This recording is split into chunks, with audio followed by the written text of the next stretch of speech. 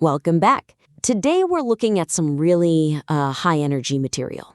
An unfiltered stream, basically. Yeah. It jumps between Canadian gun control, U.S. politics, and then dives deep into some intense personal feuds between creators. Very intense. It's a lot. It is a lot. So let's get straight into how we can channel that incredible energy, make it hit harder. Sounds good, because that raw conviction, that's the power here, right? The host feels totally authentic. Absolutely. And that sells the message, but, authenticity, it can't cost you clarity. We want that conviction to serve the argument, not just the drama. Agreed. Totally agree. So let's start right there with how it's all delivered. The pacing is just relentless. Okay? I'm ready. Rapidly between complex, high-stakes political topics and intense insider internet feuds risks undermining the audience's ability to fully grasp and retain the core intellectual arguments. Yeah, I definitely felt that risk. The host is juggling some serious stuff, but the listener, they're doing mental backflips just trying to keep up. Right. Although I wonder, is that maybe part of the point? The rapid fire, the chaos. Maybe it mirrors the chaos the host is trying to expose. That's a fair question. If we tidy it up too much, do we lose that raw feeling? Maybe, but I think the weakness isn't the energy itself. It's more the lack of signposting, structurally. The transitions are just so sudden. You don't get a chance to really process a heavy political point before, bam, you're thrown into some deep personal drama that maybe you don't even follow? Yeah, like that Canadian gun grab segment, that recording they played. Wow. Exactly. Huge. A government admitting it's about electoral politics. That's damning stuff. And then, poof, it's gone. Right. That incredible piece of analysis is immediately followed by the host saying, this is going to get me really worked up for the next segment. And the political weight just evaporates. Loses all the momentum. And it's not just there. You mentioned connecting Script Boy and an Orthodox guy, right? Saying they use the exact same words. Yeah, that comparison. Which is a potentially powerful point about political scripting, but the evidence is, chopped up, spread across completely different segments. Mixed in with Charlie Kirk theories and police body cam stuff. Yeah. You're asking the audience to hold on to that one thread through all that unrelated material. It's tough. We can ask that. If you're exposing manipulation, your own critique needs to be, meticulous, clear. So the suggestion is pretty straightforward. Introduce thematic grouping. Okay. And clear verbal signposts. Manage expectations. Make sure the depth isn't lost just because there's so much breadth. Structure the chaos, basically. Okay, structure the chaos. But how does the host, who really seems to thrive on that spontaneous reaction, integrate structure without sounding, scripted themselves? Keep the energy, definitely. But bring in clear framing. Verbally, maybe visually too, if it's video. So instead of just jumping, create distinct segments. Give them names, maybe, like Monopoly Corruption Watch for the politics. Okay. And then maybe, the Drama Expose for the feuds. I like titles. Yeah. Gives the listener a breather, sets the stage for what's next, clear expectations. Exactly. And practically, just dedicate the time, fully unpack that Canadian minister point before letting the personal drama take over. Right. Finish one thought before starting the next. And when you get to the feuds, deliver the evidence cleanly. Group all that stuff about Script Boy Paul and Orthodox guy using similar language. Put it all together. One solid, uninterrupted section. Hit them with the comparison, back to back, let it land. That makes it strategic, maximizes the impact, lets the listener feel like they're following a clear analysis, not just riding a wave. Good starting point. Okay, now, what about the host's tone? Because sometimes it sounds a lot like the people they're criticizing. Yeah, that's our second big area. To reinforce the central argument that political opponents are disingenuous or operating from a script, the material must consciously elevate its own rhetorical standard by avoiding the same hyperbole and personal antagonism it targets. Makes total sense. The host makes a strong case that the opponents are just manufactured drama, right? Designed to distract. Right. but then risks becoming part of that same cycle. Just another voice adding to the noise, playing the same game. The trick is keeping the passion without, just trading insults. And the weakness right now is that the expose of these script boys, which is powerful, gets undercut. Pretty often, actually. The host uses really similar inflammatory language. Yeah. Admits to being an asshole, calls opponents coward, pussy, speculates about their personal lives. Right. The living with grandma stuff, or the trans woman comment. Exactly. That level of emotional reaction, it just validates the opponent's narrative.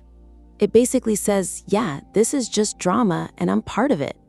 Sacrifices that analytical authority the host is clearly aiming for. It's like strategic self-sabotage, isn't it? If you're saying they're predictable and low level, you can't use the same playbook. It gives them an out. Completely. The goal's got to be winning the intellectual argument, not just the slugfest. Precisely. So the suggestion here is about strategic restraint. Use a more clinical approach.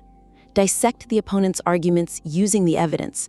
Those clips, those receipts are strong. Maintain that higher strategic view. Let the opponent's own words do the heavy lifting. Yes, let them hang themselves. And maybe push it even further. Focus on the logical contradictions, not just character flaws. Use that platform to contrast what they say they want with what they actually do or advocate for. Absolutely. Like, take that specific critique of Orthodox guy. The host calls him an accelerationist, says he's bored, wants violence, and quotes him saying, I don't have a problem with the way things turned out about political unrest. Wow. Yeah, that quote alone is pretty revealing. It really is. So just focus there, on the contradictions. Contrast his call for violence, the unfortunate necessity, the I want people to revolt stuff. Contrast that with the host's own stated preference for, nonviolent change. Systemic reform. Right. Don't get dragged into insults about living arrangements or whatever. It's irrelevant. Yeah, that changes the whole feel, doesn't it? Instead of a messy personal fight, it becomes a clear moral or intellectual contrast. The audience isn't just thinking, wow, the host is really mad. Right. They're thinking, wow, that opponent's position is really problematic, and the host's approach makes more sense. You let the audience judge based on the opponent's words, not the host's reaction. That's the key. Drama versus dissection. That analytical distance builds the credibility, shows the host as the outsider, the one telling the truth. Exactly. Okay, final main point. Making sure all this drama actually connects back to the bigger mission. Ah, the so what? Why should the average listener care? Right. The material needs a stronger, more consistently articulated connection between the insider conflict and the foundational so what. How these conflicts reveal systemic weaknesses that impact the everyday non-streaming audience. Okay, because the host's brand, as I get it, is the 10th man, right? The voice against the monolith. Yeah. But that gets kind of lost when the focus stays too long on who blocked who on social media. It really does. The weakness is that a lot of airtime goes to internal community politics. Who's friends with who's not a man, stuff that resonates with maybe a few hundred hardcore followers. But loses everyone else. Totally alienates them. And the core message, the government corruption, the monoparty system, it gets buried under all this meta drama. The material even points this out itself. The host actually says something like, I completely forgot why I was even doing the show until I clicked on this video. That admission is so telling. It perfectly highlights the problem. The political mission, exposing the system's flaws, is getting swallowed by these, frankly, fleeting online spats. We need to reverse that. Okay, so how do we make the drama serve the narrative instead of derailing it? The suggestion is, every time you wrap up one of these critiques, especially the drama-heavy ones, end with a clear statement. Tie the outcome, whatever happened in the internet fight or the political expose, tie it directly back to that core 10th man, anti-establishment philosophy. Don't let the audience forget the main point. Never let them lose the thread. Remind them why this matters. Reestablish the relevance every single time you pull out of the weeds. Needs explicit anchors. So the takeaway, the why this matters to me listening in my car, is always clear. Okay, give me some concrete examples. How can the host actually make that pivot smoothly? Okay, think about that police incident. The officer intimidating the father and son over an e-bike. Classic low-level power trip, right? Yeah, perfect example. So after breaking that down, pivot immediately. Connect that specific lack of police accountability to the broader theme of government control. Maybe mention the need for systems like the vulnerable person sector check in the US. Frame that small incident as a clear symptom of the larger disease. Gotcha. Makes the connection explicit. Okay, and what about the whole script boy Orthodox guy thing? How do you elevate that kind of insider drama? When you wrap up that segment, the alleged CIA planned or scripted talking points, frame the conclusion not just as, I won this online argument. Right. Frame it as a political victory, a disruption, like we successfully exposed an attempt to infiltrate and manipulate the truth community. That instantly reinforces the host's role as the defender, the guardian against fake narratives. Okay, so every win in the drama becomes framed as a win against the system, against infiltration. Exactly. That makes even the deep dives into personal stuff serve the bigger mission. The audience feels like they're witnessing a political fight, not just reality TV drama. It uses that host's passion strategically, not just as noise. Precisely. Structure the topics, elevate the tone, and always connect back to the so what.